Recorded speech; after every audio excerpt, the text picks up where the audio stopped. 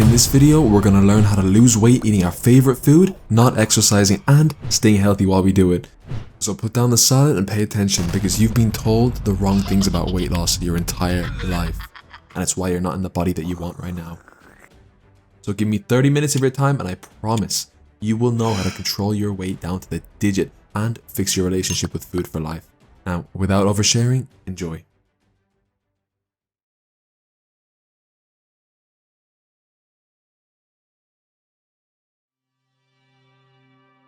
But first, I want to introduce myself and share some stories that I think are relevant.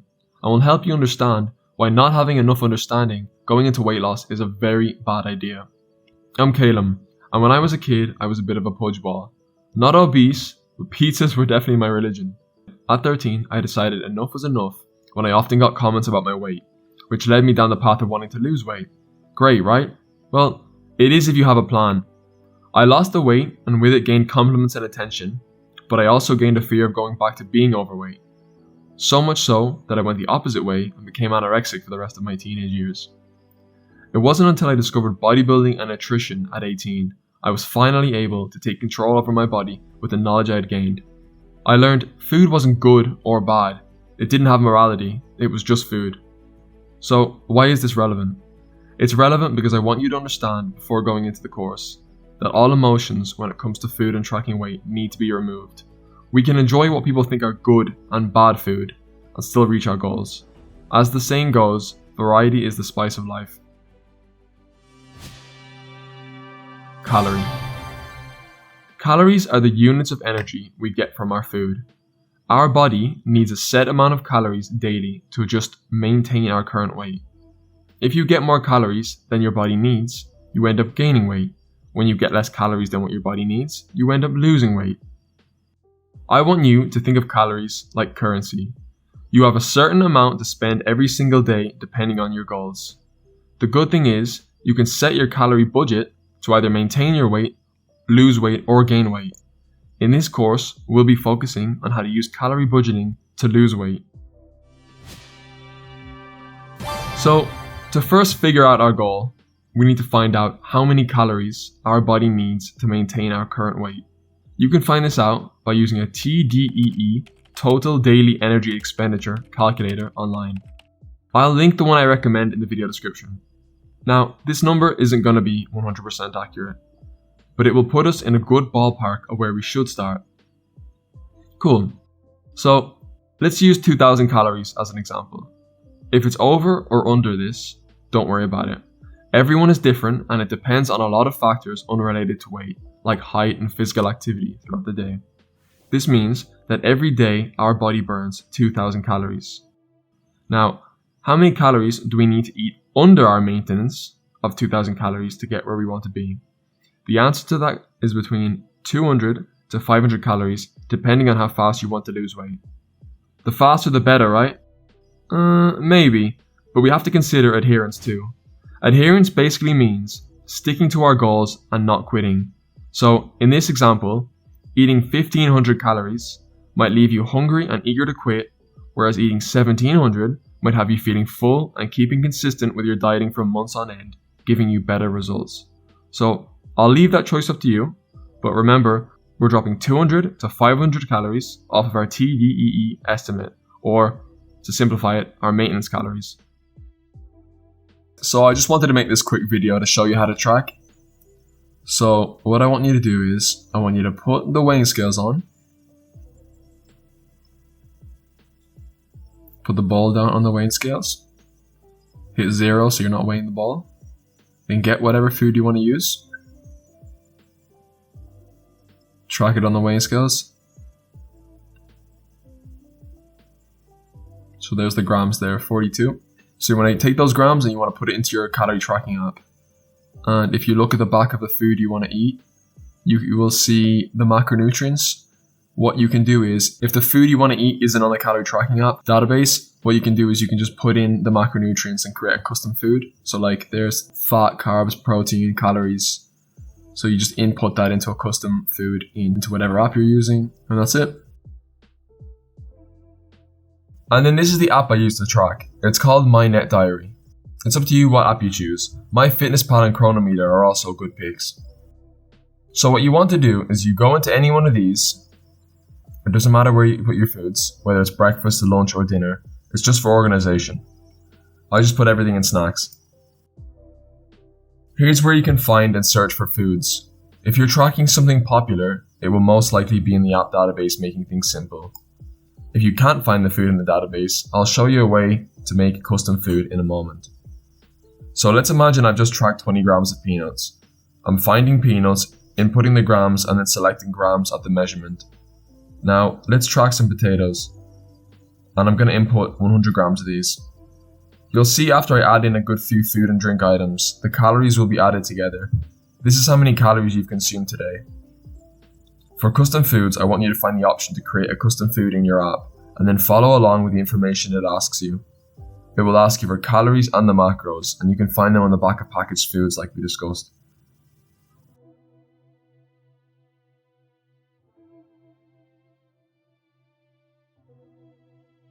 And then finally, it will ask you to input how many grams this information is from.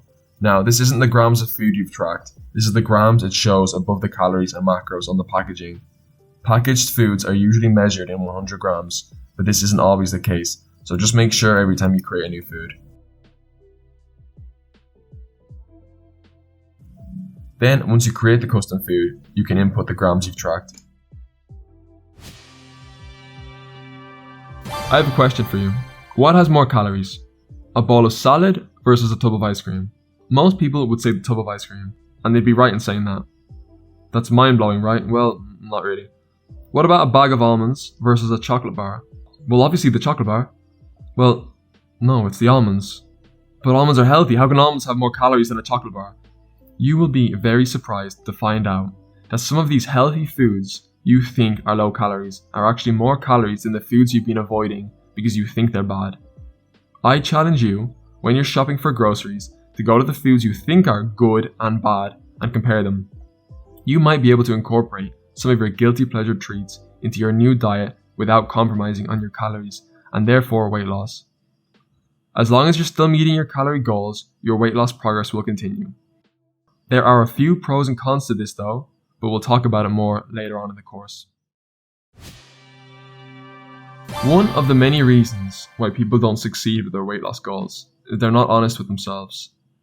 You know, it's only a sprinkle of cheese, I don't need to track that, it's only a bit of sauce.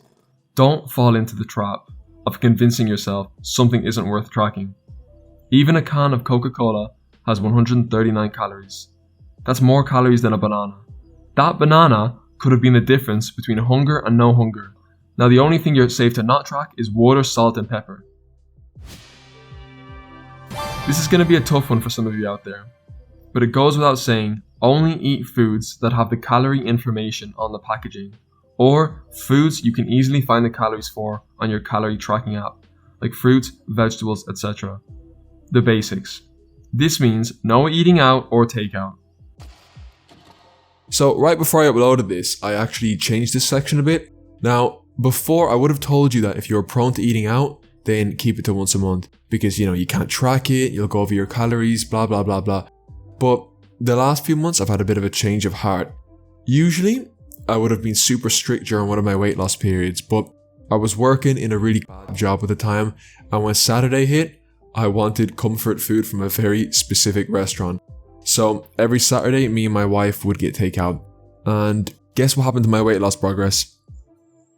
Literally zero, nothing. Here's why. Let's say every day we're in a calorie deficit of 300 calories. That's a 2,100 calorie deficit a week. So if you go over your calories by 500 on Saturday, that's still a 1,600 calorie deficit for the week. You're still losing weight because you're still in a deficit, not on Saturday, but over the week. So go out, enjoy yourself, and get a nice meal with your friends and family on the weekend. Just be modest with your portion sizes and don't go crazy.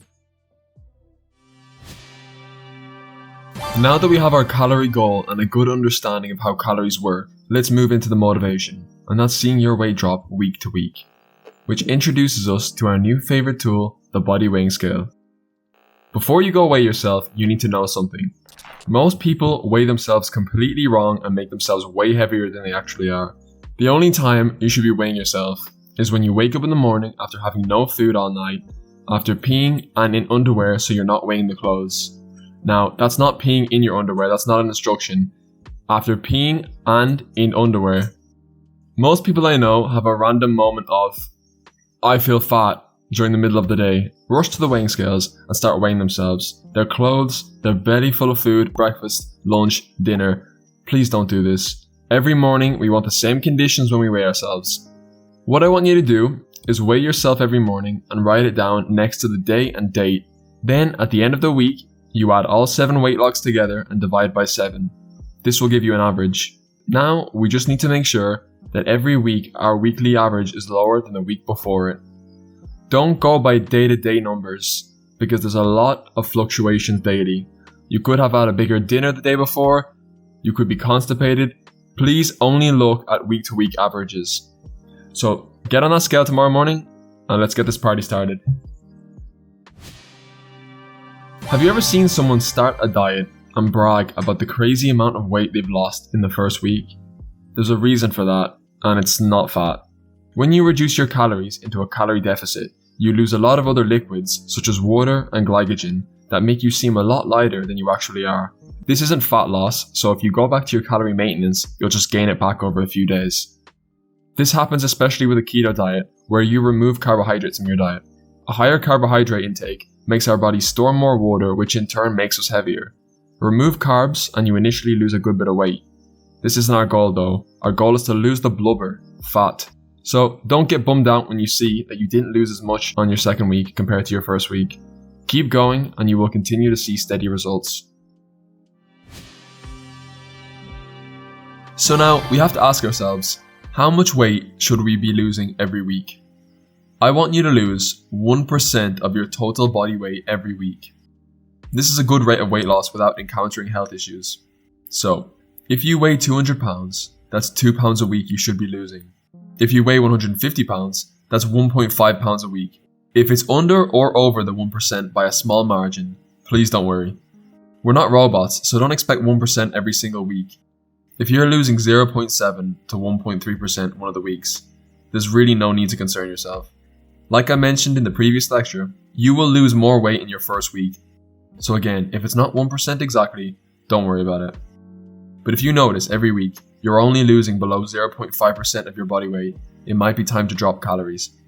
We're going to use the rate at which we're losing weight week to week to determine if we're in enough of a calorie deficit.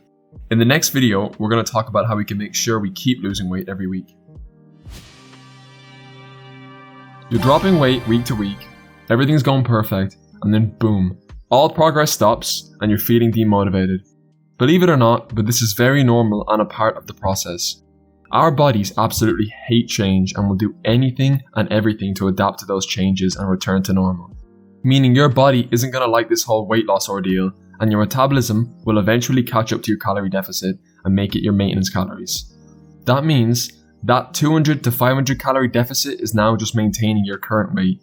You might not experience this until several months into your journey, or not at all if you're only dropping a few pounds over a few weeks. But I only mention this because this does happen and we should be aware of it. How do we combat this? By making the body uncomfortable again and dropping calories. Forcing it to burn fat for fuel again.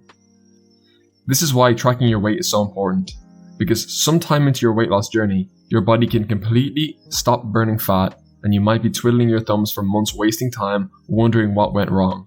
Always be vigilant with tracking your weight. It's your compass. Stagnated progress is only after 2 weeks of no progress. So if you have one bad week, don't jump to lowering calories. Calories should be dropped by 200 calories, and then the following week you can see by the speed of weight loss if this was too much or too little. This is what 2 weeks of stagnation looks like.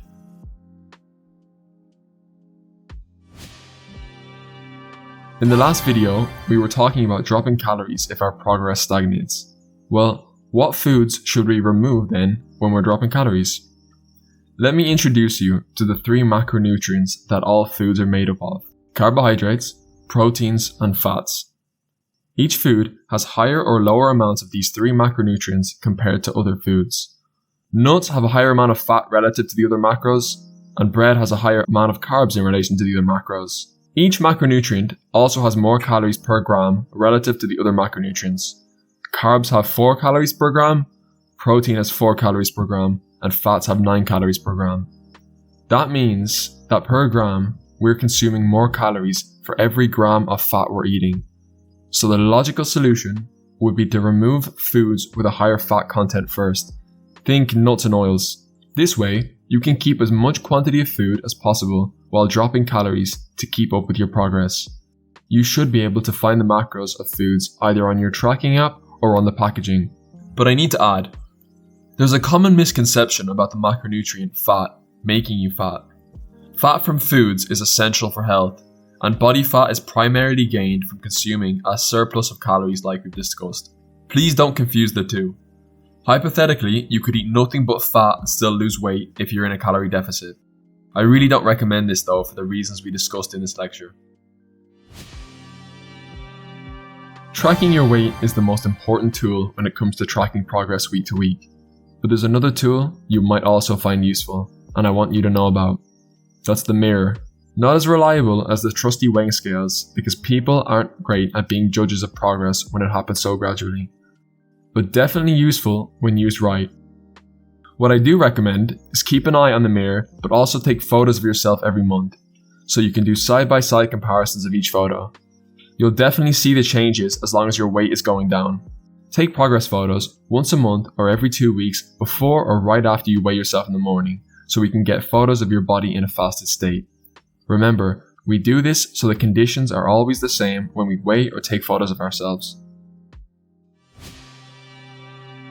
We've gone over the process, and what we've covered so far is definitely going to get you losing weight as long as you adhere to everything we've talked about. But adherence, we haven't really gone over that much yet. And adherence is single-handedly the number one reason why most people fail at their weight loss goals. Adherence means sticking to the process and not giving up. People start a new diet. The motivation and drive is there, they're doing well for a few days, and then hunger kicks in, sugar cravings kick in, terrible mood kicks in, and this is completely normal. You're not weak, you're not lazy. This is the reality for most people who don't enjoy pain. So, the goal for me is to get you losing weight without the pain so that you can enjoy the process. Yes, it'll be uncomfortable initially adjusting to tracking food, but when you experience the freedom this gives you and you see the variety of food you can enjoy every day, you'll never go back. Now, let's go over some more practical ways to help you adhere to the process. It goes without saying, but we can't adhere to anything when we're not in optimal condition. This brings us to the topic of getting the right nutrition in while you're losing weight. It's absolutely not recommended, but very normal of people to be nutrient deficient when doing these crazy fad diets that are so popular. Think of something like a lettuce-only diet, where all you eat is lettuce. This might sound healthy, but it's impossible to get all of your nutrients from one food source. A balanced diet is what we aim for, whether that's a plant-based diet full of different fruits, vegetables, nuts, and seeds, or an omnivorous diet where you're eating a balance of meat and plant-based foods. So, what does proper nutrition look like? Well, let's take a look at our macronutrients again and how much we need of them every day to stay healthy. So we need protein to keep/build muscle. We'll talk more about this later on in the course. Carbohydrates to provide mental and physical energy. And fats to keep hormonal and health metrics up. If you're confused, please bear with me and I'll tell you in very simple terms how much you need of each. Because I believe that overcomplication leads to procrastination, and that's the last thing we want. The quicker we get started, the quicker we can achieve our goals. Your fat intake should be at least 0.3 grams per 1 pound of your body weight. So if you weigh 200 pounds, that's at least 60 grams of fat you should be eating every day. Now this will change as you lose weight, so just keep an eye on your weight and then adjust. Protein we're going to touch on in a later video, because there are a lot of pros to high protein intake. Your carbs intake will be whatever you have left after getting your minimum amounts of other macronutrients. Now they were the macronutrients, now I want to talk about the micronutrients. These are your vitamins and minerals. On the screen now is a list of all the essential micronutrients your body needs to function properly. That looks pretty daunting, so here's what we're going to do. Ignore it. Well, sort of. We're definitely not going to ignore that our body needs all of these, but we definitely don't need to track them. Like I said earlier, if you eat a balanced diet, whether plant-based or omnivorous, you'll be fine. Now, If you want to be extra sure that you're getting all of these micronutrients in your diet, you can definitely track them in the same app you track your calories. I just don't think it's necessary and will most likely confuse you even more. Let's stick to the basics. Track your calories, track your weight daily, and eat a balanced diet. So when I say lose weight and eat whatever you want, you can eat whatever you want and lose weight. But I think as adults we understand eating nothing but ice cream all day is not going to be good for us. Can we eat ice cream? Yeah, of course, absolutely. Let's just fit it into a diet with other nutritious, yummy food. Like I said, we can eat whatever we want when we're losing weight as long as we're meeting our calorie goal. But remember, we have a budget. So when it comes to meeting this budget, there's something we have to consider. Hunger. No one likes being hungry. It's painful, it's distracting, most often than not leads to quitting your diet. So then surely we should figure a way to keep hunger away. Imagine how easy our weight loss journey would be if we're not hungry, we're eating foods we like, and we're dropping weight. So how do we avoid hunger? We eat more low calorie dense foods in relation to high calorie foods, so we can eat more food for the same calories. Now, that doesn't mean not eating high calorie foods. That means that most of our calories should come from low calorie food if we suffer from hunger. A bowl of porridge will fill you more than a chocolate bar. This only needs to be incorporated if you suffer from hunger though, since most people will have half of their calories be calorie dense foods like crisps or chips for you Americans watching, cookies, and half their food be more filling foods and be completely fine with that. Or you might not mind hunger as long as you can have more of the calorie dense foods you like. It's really up to you and your hunger levels. Just remember what I said in the last video. Eat enough nutrient-rich foods so that you're getting all of your macro and micronutrients. Why you should eat bad food. Weird title for a weight loss course, right? I know. Let me explain. We were talking in the last video about how you should eat more low-calorie foods if you suffer from hunger. And that's great advice. But more doesn't mean all. All is quite dogmatic, to be honest. It leaves no room for a bit of fun and eventually burns you out. That's why I would recommend at least once a day you should be getting a bit cheeky and eating something you enjoy, even if it's not necessarily low calories. There's not some super secret weight loss science behind it. Plain and simple, like I've mentioned, if you eat foods you like frequently, you're much more likely to adhere to the journey. Hell, have 2 snacks a day if you want. Just make sure you're following the guidelines I've mentioned in the videos before this one and still meeting your calorie goals. The process of tracking food on a weighing scales is unavoidable, unfortunately. But what we can do to avoid the hassle of inputting every food we eat in our app daily is making 3 to 5 days worth of meal plans that meet your calorie goals and then just repeat those throughout the entire weight loss journey. So instead of coming up with new meal ideas every day, we can have pre-programmed days where we know what we're going to eat and what the calories are. This process is pretty straightforward. Now, I know the title of this course is How to Lose Weight Without Exercising. However, the more exercise you do, the more calories you can afford to eat. Exercise doesn't have to be going to the gym or running a marathon.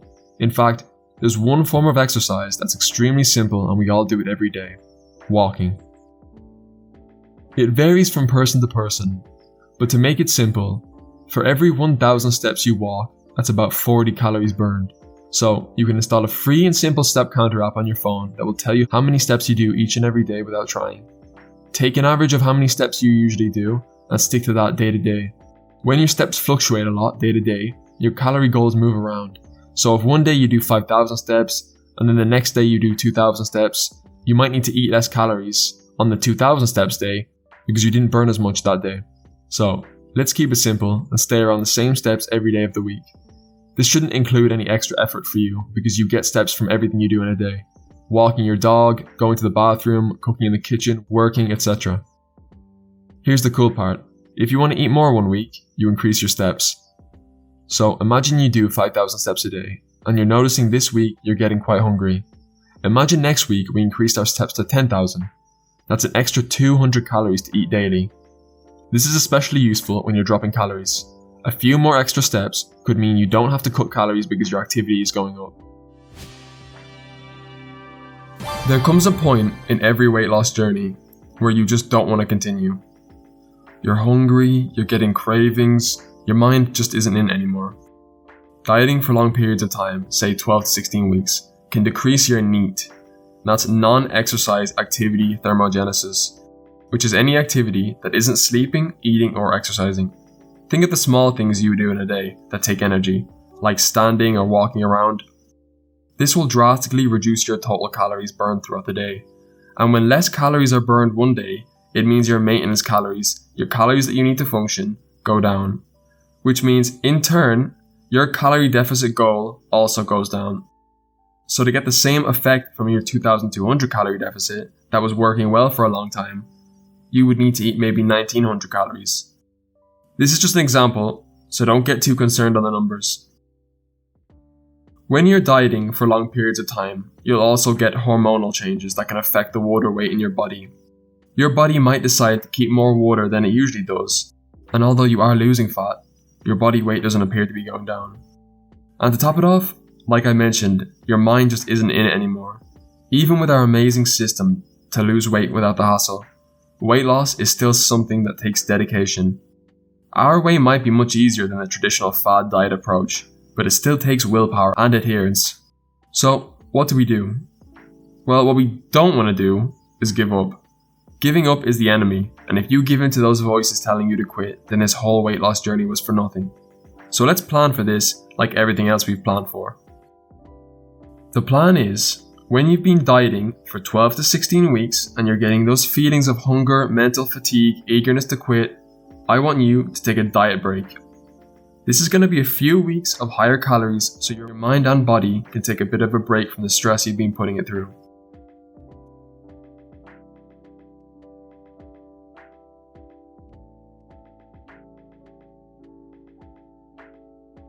What you do is, for every week or two that you're on your diet break, slowly raise calories.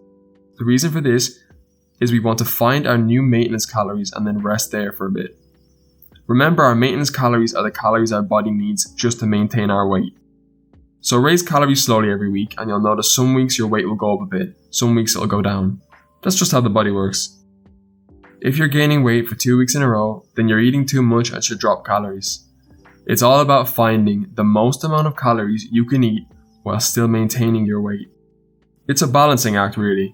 Just please remember we want to increase calories slowly. So maybe about 200 calories every week or two, depending on how you feel. Don't get too excited after a week of weight gain or loss and adjust calories. Wait 2 weeks. The importance of sleep can't be understated. Studies have found that those who sleep longer each night on average see greater total fat loss, as well as when they eventually meet their weight loss goals, they manage to maintain their new weight easier. Research also seems to show that sleeping longer helps you lose more fat relative to muscle mass. So why is this? Well, there's a few potential reasons. Lack of sleep could cause more hunger hormones to be released. It can cause a lack of motivation leading to more cheat days. If you're asleep for a shorter amount of time, you're also awake for longer, which means you have more time to eat. Don't get confused with the reasons why. All in all, sleep is extremely important and you should be getting 7 to 9 hours per night. Congratulations, you lost the weight. I knew you could do it. But where to now? Did you know that 90% of people who lose weight regain just about all of it? Yeah, I couldn't believe it either. But it shows how easy it is to fall back into our old ways. So we have to come up with a plan to prevent this. You have 3 options. Increase your calories back to your new TDEE maintenance calories and keep tracking. Option 2. Create a new meal plan to meet your new TDEE maintenance calories to prevent palate boredom. This is a bit like option 1, but every day will be pre-programmed meals so that tracking will be a little bit easier. Or use the knowledge and experience you've learned along the way to make wise decisions with moderation, without tracking. Whichever one of these you feel is best for you is the best. You might even employ a combination of all 3 options, it's really up to you, or even a combination of 2. But I guarantee you this, the way you think about food will be forever changed and your drive will be unstoppable after reaching your goals. And that's half the battle. Toned. What is toned? Some people think it's doing light weightlifting to achieve a certain toned look. It's not. Toned is when you have a low body fat and visible muscle. Now, I'm not talking about big juiced up bodybuilding muscle. I'm talking definition muscle. This really isn't essential to losing fat, but I think you'll want to hear me out on this. When you lose fat without stimulating the muscles or getting enough protein, you will lose muscle. Most women don't see that as a problem, but most men definitely will. The only way to keep muscle when you lose fat is to do weightlifting while you're losing weight and consume a high protein intake of 1 gram per 1 pound of body weight, or even slightly higher. This is what you look like losing fat and muscle. And then this is what you look like losing fat while keeping your muscle. Still not convinced? Well, here's another reason. The more muscle you keep on your frame, the higher your maintenance calories will be, meaning your 200 to 500 calorie deficit won't be as low compared to if you had barely any muscle. I understand a lot of people don't want the burden of exercise, and it's in no way essential to your fat loss journey, but I do guarantee you, your final results will look a lot better with a bit of muscle on your frame. But remember, it's not key to losing fat. For anyone who wants to maintain their muscle mass, I've added a free 2-day-a-week interactive weightlifting program in the lesson resources. There's only 4 exercises in total, so it's nothing crazy, and probably won't take you that long to do either. I've also added a how-to column with links to instructional YouTube videos to help you figure out how to do the exercises properly. If any of you have any questions about the program, please use the Q&A section and I'll do my best to help. So here's what the program looks like. Super basic, but it's all you really need to at least maintain the muscle that you do have. I've also linked some other YouTube videos on proper technique, just in case you don't know how to perform the exercises. They're quite useful. I could have added in a lot more exercises, but to be honest, I don't really want to scare a lot of you away because lifting weights is optional. But in the off chance that you are a bodybuilder, then you know yourself, you'll need more exercises and volume. So do day 1, then take 2-3 days of rest, then do day 2, 2-3 days of rest again, and then repeat day 1. And also you want to go very close to failure on each set. So if you're doing a set of 10 reps and 7 is the most that you can do before your muscle just stops working, do at least 6. So stop at least 1 rep before you can't lift the weight anymore. If that's too confusing, just completely ignore me and go do your own thing, lift weights, and I promise you, you will look much better than if you didn't lift weights. I wanted to add this video in as a clarification. Exercise doesn't burn fat. A lot of people think running will burn fat off their legs, or doing ab exercises will remove fat from their bellies. That's not how losing fat works. You either lose fat all over or not at all. Like we talked about at the very start of the course, if you're consuming less calories than your body needs to maintain your weight, the fat loss will come. So please don't waste your time doing silly exercises for the wrong reasons. Let's keep it simple and add in a bit more walking if you want to eat more, and that's it. You can do high intensity exercise if you want, but be warned that our metabolism tends to compensate after high intensity exercise by slowing down our movement afterwards, which affects our NEAT. We talked about this before, but NEAT is any activity that isn't sleeping, eating, or exercising. So to make it simple, when you do high intense exercise like running or jumping rope, your body tends to not really want to do anything after, and you end up burning less calories throughout the day. Also, after high intensity exercise, you'll notice you get more cravings for higher calorie foods, which could put you over your calorie budget for the day. So, like I mentioned earlier, walking is your best friend when it comes to burning calories. When I'm watching courses, I absolutely love when instructors leave a little recap in the end for students to remember all the important things they've gone over. So here it is. Track your calories, stop thinking good or bad, reach your daily calorie goals, track your weight every morning before food, take weekly averages, and drop calories 200 to 500 only after 2 weeks of stagnation. Get all your nutrition in by eating a balanced diet, eat more low-calorie foods if you suffer from hunger, keep steps and activities similar each day, want more food, increase steps next week. Keeping the weight off with a plan. Well, that's it guys, we made it to the end. Just a little bonus actually for the people who made it this far. I want to give 3 people in the comments 3 months of free one-on-one coaching. So I'll help you implement all of this every step of the way, and the only thing I ask for in return is for you to just take it seriously and not give up. And then every month after, I'll be giving away free coaching on new videos of mine, so just make sure that you're subscribed so you don't miss that. But all in all folks, if you take anything away from this, it's that you don't need to punish yourself to lose weight. Familiarize yourself with the concepts in the video, and in as little as 3 months, you'll be super proud of what you've achieved, if obviously you take action. Thanks everyone.